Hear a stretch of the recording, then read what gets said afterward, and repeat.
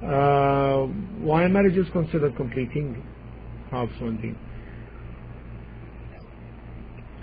First of all, let's examine the saying of Allah subhanahu wa ta'ala in Surah Al-Baqarah, verse 187. It is made lawful for you to have sexual relations with your wives. Verse. They are libas, body cover or screen, or second, you enjoy the pleasure of living with her for you, and you are the same for them. A person worships Allah subhanahu wa ta'ala as an individual and attains to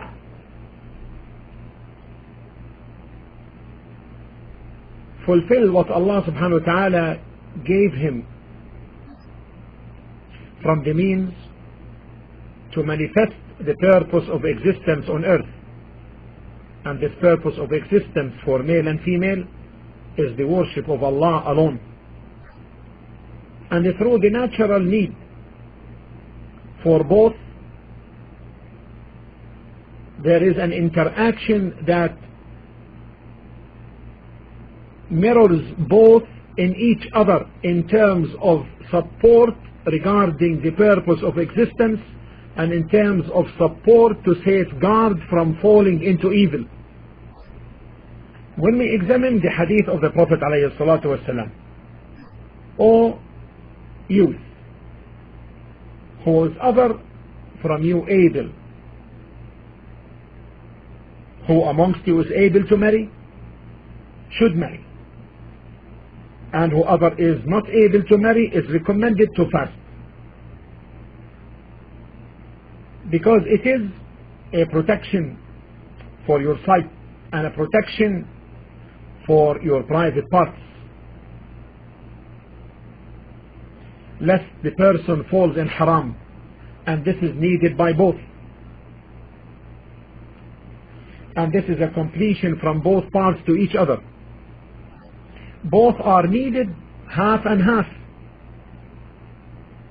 in order to get the lawful enjoyment, and thus protection from falling into sin, and therefore protection from for the deen for each part. This is one objective. The second objective is multiplication, something beloved in Islam, for therein is the strengthening of the ummah and the prevalence of the deen. And this is the second objective, cannot be attained except by both. And then thirdly is the society at large, righteous families, good society. The people of knowledge assert that a person with desire getting married is better than optional prayers, because there are so much benefits and good consequences. If he becomes negligent, she can complete him by reminder, and vice versa. The married in accordance with the way of the Sunnah are in a state of contempt and content. We are talking about the overall situation. A marriage that brings people away from Allah should be checked from the beginning. How did it start? Did it start on the way of the Sunnah in terms of the choice of either spouse? Most often those who don't get married, yet they are able, often think of zina, of haram relations or haram means. I will repeat this. That's why, Sister Umaysa, Islam religion, because it brought solutions in cases where marriage does not work out, lest harm may be inflicted on either party. Now the question is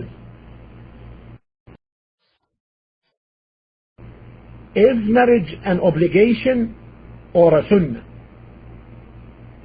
This is a matter of dispute between the ulama, between the scholars.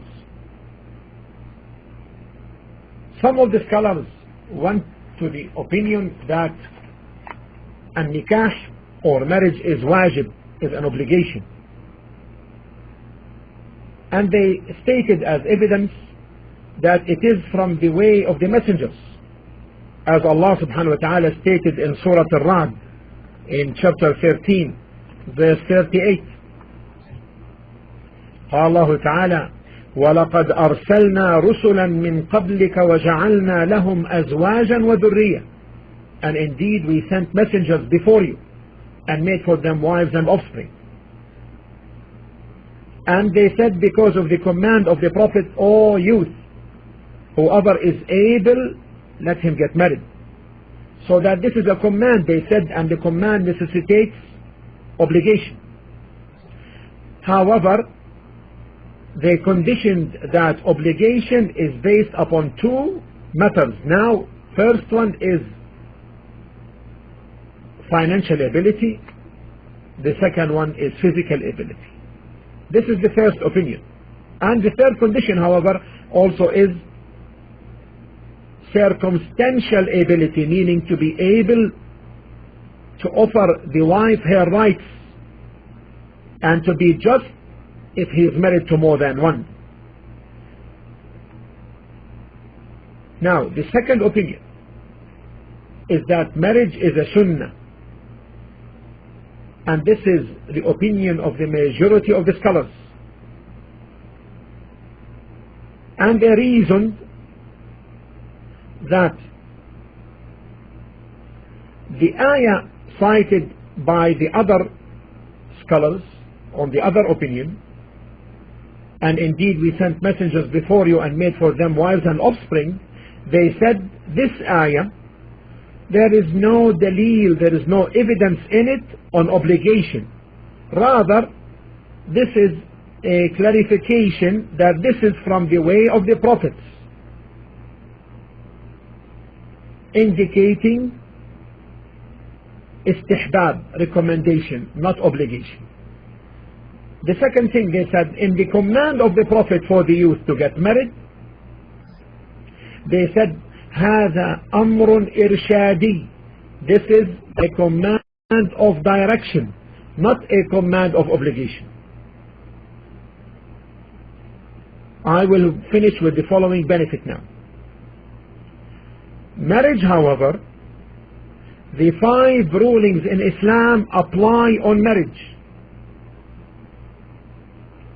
It is obligation, listen to this carefully. It is an obligation if the person fears to fall in haram. This is the first case. Marriage becomes an obligation if the person fears falling in haram. Second, so this becomes an obligation. Second, marriage is unlawful under certain circumstances. In the land where there is war, fearing for his family, and in the case if he marries another one and unable to be just, then it is forbidden. The third matter is marriage is disliked for the poor who has no shahwa, no lust, because also this person will burden himself with poverty. Fourth, marriage is mubah, allowable for the person who has no lust, and it is recommendable if he intends to protect a woman, in this case by marrying her. So if he doesn't have desires for marriage or sexual desires, then in this case it is allowable for him, and it may be recommendable if he marries in order to protect a woman. Fifthly, it is a sunnah for the person who has desires and is able to carry the marriage, and this is in accordance with the majority of the scholars, the opinion of the majority of the scholars. I hope in this little explanation there is benefit, inshallah,